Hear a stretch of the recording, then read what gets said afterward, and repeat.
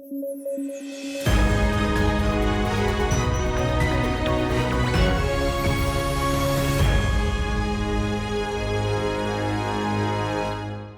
News at 9 programme में आपका स्वागत है। मैं हूं अमृत उपाध्याय। आइए जल्दी से आज की हेडलाइंस पर डालते हैं नजर।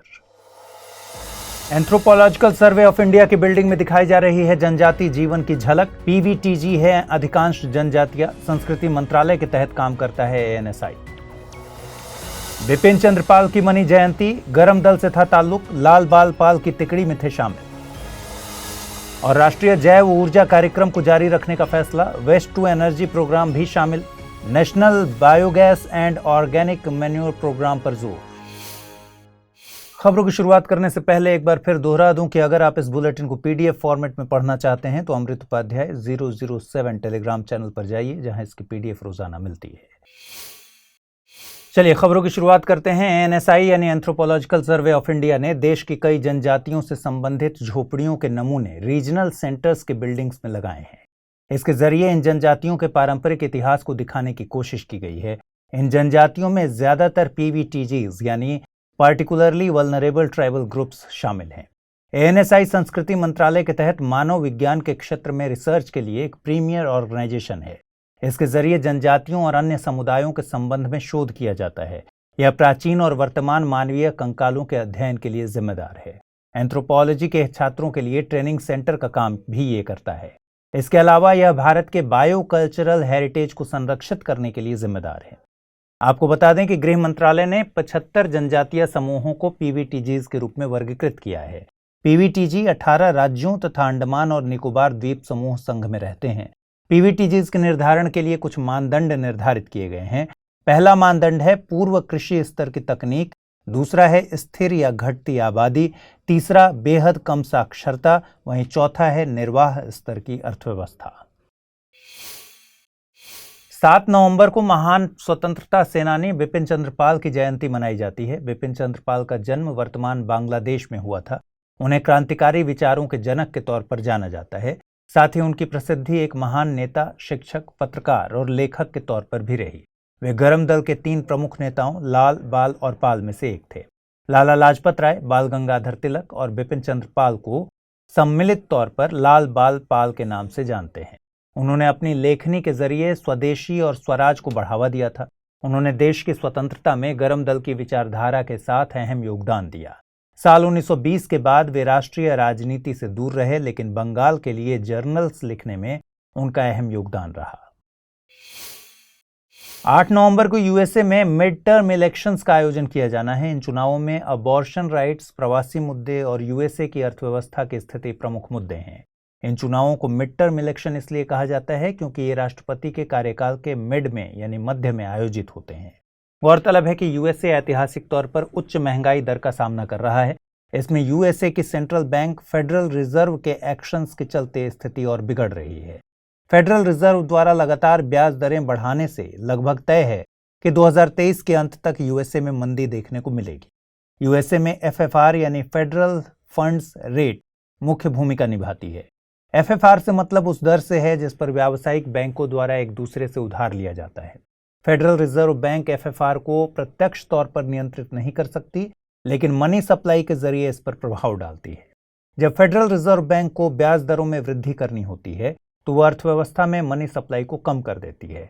मनी सप्लाई कम होने पर बैंक्स अपने ग्राहकों के लिए ब्याज दरों को बढ़ा देती हैं।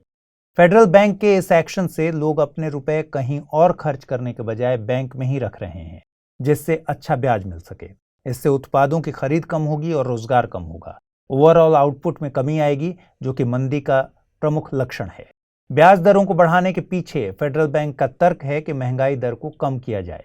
यूएसए में महंगाई सितंबर में 8.2% पर पहुंच गई थी। फेडरल बैंक ने इसे 2% करने का लक्ष्य रखा है। हाल ही में नवीन एवं नवीकरणीय ऊर्जा मंत्रालय ने राष्ट्रीय जैव ऊर्जा कार्यक्रम की अधिसूचना जारी कर दी। मंत्रालय ने राष्ट्रीय जैव ऊर्जा कार्यक्रम को वित्त वर्ष 2021-22 से 2025-26 तक जारी रखने का फैसला किया है। अब यह कार्यक्रम 2 चरणों में चलेगा। पहले चरण के लिए 800 करोड़ से ज्यादा के बजट को मंजूरी दी गई है। इस कार्यक्रम के तहत सरकार ने कुछ सब स्कीम्स भी शुरू किए हैं। इनमें वेस्ट टू एनर्जी प्रोग्राम शामिल है, जिसे शहरी, औद्योगिक और कृषि अपशिष्ट से ऊर्जा बनाने के लिए शुरू किया गया है। इस तरह के कचरे से बड़े biogas, bio CNG power plant setup करने में मदद मिलेगी। नेशनल प्रोग्राम के तहत ग्रामीण क्षेत्र में घरों तक बायोगैस पहुंचाने और मध्यम आकार के बायोगैस प्लांट बनाने के लिए भी कार्यक्रम शुरू किया गया है। आपको बता दें कि बायोगैस से ऊर्जा बनाने के लिए सरकार प्लांट्स के लिए पहले भी योजनाएं चला चुकी है। इन योजनाओं में शामिल हैं national biogas and organic manure programme और biogas power generation and thermal application programme. Biogas में 55 से 65% तक मीथेन, जबकि 35 से 44% तक कार्बन डाइऑक्साइड पाई जाती है। इसके अलावा इसमें हाइड्रोजन सल्फाइड, नाइट्रोजन और अमोनिया भी पाए जाते हैं। इन सभी को बिना शुद्धिकरण के एलपीजी बनाकर क्लीन कुकिंग में इस्तेमाल किया जा सकता है। आइए अब देखते हैं आज के बुलेटिन पर आधारित क्या सवाल बन सकते हैं। पहला सवाल है, भारत में पर्टिकुलरली वल्नरेबल ट्राइबल ग्रुप्स के बारे में निम्नलिखित कथनों पर विचार कीजिए। पीवीटीजीज देश के 18 राज्यों तथा एक संघ शासित प्रदेश में निवास करते हैं। स्थिर या कम होती जनसंख्या पीवीटीजीज के निर्धारण के मानदंड में से एक है। देश में अब तक 95 पीवीटीजीज आधिकारिक तौर पर अधिसूचित हैं। उपर्युक्त में से कौन से कथन सही हैं? केवल 1, केवल 2, केवल 2 और 3 या फिर केवल 1 और 2? अगला सवाल है, बिपिन चंद्र पाल संबंधित हैं वैज्ञानिक, स्वतंत्रता सेनानी, इतिहासकार या फिर पर्यावरणविद? आइए देखते हैं कल जो मैंने आपसे सवाल पूछे थे वो सवाल क्या हैं, उनके सही जवाब क्या हैं। पिछले बुलेटिन पर आधारित कौन से सवाल थे? पहला सवाल था, निम्नलिखित में कौन सा राज्य संविधान की 6वीं अनुसूची का हिस्सा नहीं है? असम, मेघालय, त्रिपुरा या फिर मणिपुर? सही जवाब है विकल्प डी, यानी मणिपुर 6वीं अनुसूची का हिस्सा नहीं है। दूसरा सवाल था, निम्नलिखित कथनों पर विचार कीजिए। ट्विन ट्रांजिशन इसरो द्वारा विकसित एक तकनीक से संबंधित है।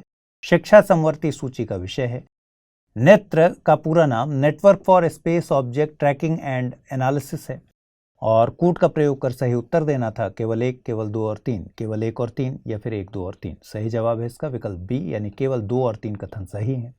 ट्विन ट्रांजिशन की अवधारणा विश्व आर्थिक मंच से जुड़ी हुई है। तो फिलहाल इस बुलेटिन में इतना ही रखते हैं। कल रात 9 बजे आपसे मुलाकात होगी। अपना ख्याल रखिए, ठीक से पढ़ाई कीजिए। जो सवाल मैंने पूछे हैं उसके जवाब ज़रूर कमेंट बॉक्स में दीजिए और इस बुलेटिन को अपने दोस्तों के साथ शेयर कीजिए। साथ ही स्टडी IQ IAS हिंदी को लाइक कीजिए, सब्सक्राइब कीजिए। नमस्कार।